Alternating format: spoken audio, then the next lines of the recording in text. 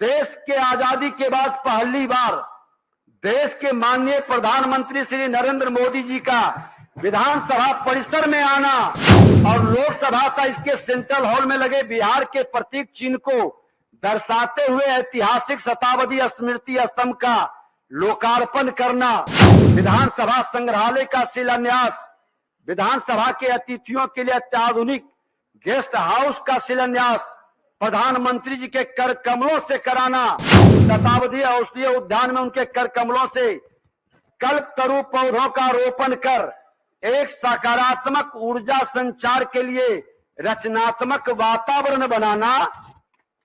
माननीय सदस्यगण, 20 माह के बहुत छोटे से कार्यकाल में मैं सदन में 100% प्रश्नों के उत्तर का आना, कुछ एक दिन छोड़कर लगभग 100% सदन का चलना, पक्ष और प्रतिपक्ष में भेद नहीं करना, दोनों पक्षों से सदन में चलाने में सकारात्मक सहयोग मिलना। मैं आभारी हूं कि दोनों पक्ष के सदस्य ने मुझे सहयोग किया है।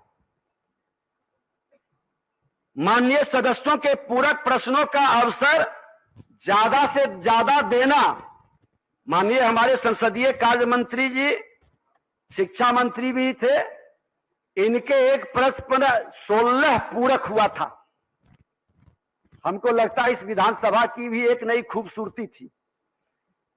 शून्यकाल की संख्या बढ़ाकर लेना, सदन को डिजिटल प्लेटफॉर्म से जोड़ना, सदन की कार्यवाही को यूट्यूब लाइव करना, इसे सुदूर गांवों तक पहुंचाना, माननीय सदस्यों उनके पीए को डिजिटल वातावरण से जोड़कर उसका लाभ पहुंचाने का कार्य करना, माननीय सदस्यों के मान सम्मान के लिए अभ्यावेदन प्रोटोकॉल समिति का गठन करना, विभागों के द्वारा गलत उत्तर आने पर संबंधित विभागों से स्पष्टीकरण लेना।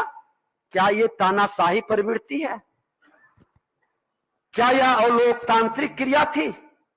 क्या यह सदन की मर्यादा और गरिमा को तार तार करना था? क्या यह अध्यक्ष की हैसियत से अलोकतांत्रिक और स्थापित परंपराओं के विरुद्ध था? विधानसभा भवन शताब्दी वर्ष समारोह में माननीय मुख्यमंत्री जी के सहयोग से शुभारंभ हुआ। माननीय राष्ट्रपति महोदय का सामाजिक नैतिक संकल्प अभियान का शुरुआत हुआ। माननीय मुख्यमंत्री जी ने भी समाज सुधार के रूप में उसको लेकर चले। सामाजिक नैतिक संकल्प अभियान को लेकर मैंने भी हर जिला के अंदर ये पूरा वातावरण बनाया। माननीय प्रधानमंत्री जी की प्रेरणा से उन्होंने प्रेरित किया, उत्साहित किया।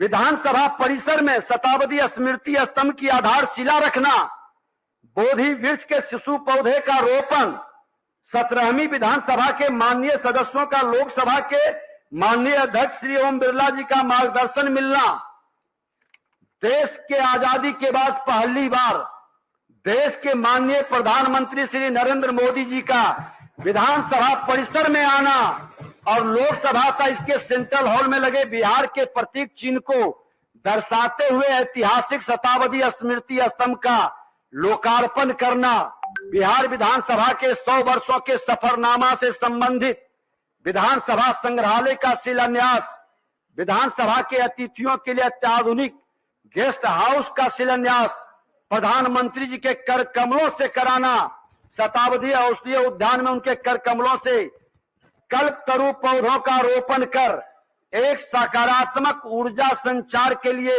रचनात्मक वातावरण बनाना। इन सब कार्यों से सदन की गरिमा और विधायिका इन सब कार्यों से बढ़ी है या घटी है, निर्णय सदन के सदस्यों को करना है। मैं इन सब कार्यों की मूल्यांकन की जिम्मेदारी बिहार की जनता पर भी छोड़ता हूं। इस सदन में संविधान के ज्ञान हमारे अभिभावकों से मिलता है। इस ज्ञान संविधान के ज्ञाता व्यवहार की बिहार नहीं पूरे देश ने देखा और इतिहास इसका समालोचक है। इसका भी निर्णय लोकतंत्र में मालिक जनता है, अंतिम निर्णय उसी का होता है। माननीय मुख्यमंत्री जी, आसन के प्रति जो आपका सम्मान था, आपके द्वारा जो सहयोग मिला, उसको कहने की जरूरत नहीं, क्योंकि आप ही का नहीं, नेता प्रतिपक्ष के नाते जो आज उप मुख्यमंत्री हैं, सभी सदस्यों का सदन और बिहार की जनता लाइव होता था, देखता था।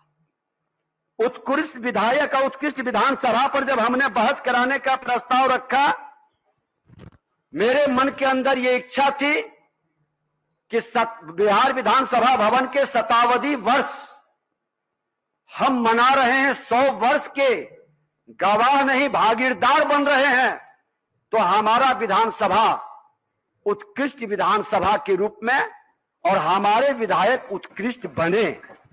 आप सबों ने उसमें भागीदारी किया। हमने लोभ और भय से मुक्त होकर इस आसन की मर्यादा और गरिमा के अनुरूप सभी को सम्मान दिया। अपने दायित्वों का निष्पक्ष निर्वहन कर सदन की प्रतिष्ठा बढ़ाने में कोई कोर कसर नहीं छोड़ी।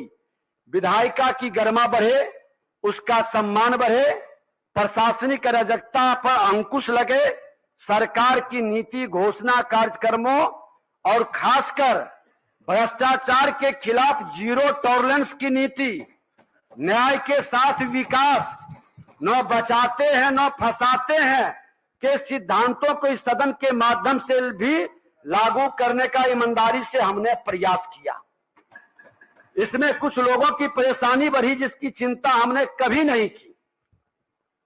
मैं सदन को यह अवगत कराना चाहता हूं कि आज मेरे ऊपर कोई भी मुकदमा या आपराधिक मामला नहीं है, और कई ऐसे माननीय सदस्य बैठे हैं जो इसी तरह के स्वच्छ छवि के हैं, लेकिन उनकी छवि को बचाने की जिम्मेवारी हम सबों की है।